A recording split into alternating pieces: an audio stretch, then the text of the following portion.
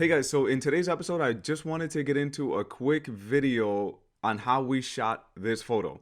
Last week we posted on our Instagram a little reel and it showed basically we were shooting in a really bright room, and yet in the photo it looks like we're shooting in a completely dark black room with no background whatsoever. So I wanted to share a few tips on how we were able to create this and how you can create this pretty much in any room given that you have enough space. So check this out. In this situation, we were shooting in an office space, and I remember that before we went out to go shoot, the client had sent me a photo as their inspiration. There were normal photos, normal office photos that you would get at any headshot session, but he also wanted one that was a little bit unique. It was a little bit more dramatic. The background was a little bit darker, and the light was very, very soft.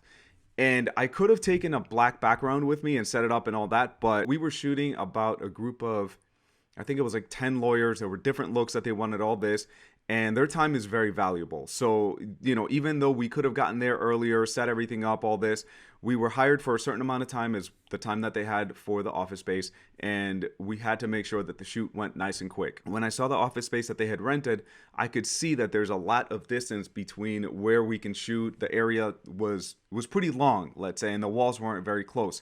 So I knew going into it that if we shoot with a big softbox in the front and we make the background dark enough that we can get a black background even though we weren't shooting in a dark situation. And how do we achieve this?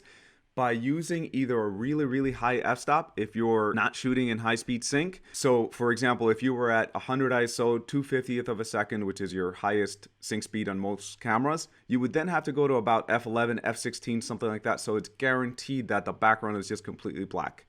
In this situation, I did something that was a little bit different, which I went into high-speed sync. And the reason for that is that I still wanted a little bit of depth of field. I wanted a little bit of blur if they had their hands in front of them. I wanted that focus to be just on their eyeballs and then everything else to just fall off. So in this situation, I went with ISO 100, f2.8, and then I went with 1/4000th of a second. So if you took the photo with no flash whatsoever, this is what you would be getting. You would be getting a black screen. Nothing is being absorbed, nothing is being recorded because there's no light on our subject. So then what did we do? On an AD200, bouncing into a large softbox, we were able to get light just on our subject and on nothing else. It was imperative that behind them that there was plenty of space, so that way the flash wasn't going to be hitting any of the things in the background. If the flash hit anything in the background, if the wall was really close to our subject, it would also light up the wall. So the way that we angled it was where about 10, 15, 20 feet behind them, there was nothing. So when I took the photo, it lit our subject, but it didn't light anything else in the background. When I showed the client the back of my screen, he went, "Yes, that's exactly what we're going for."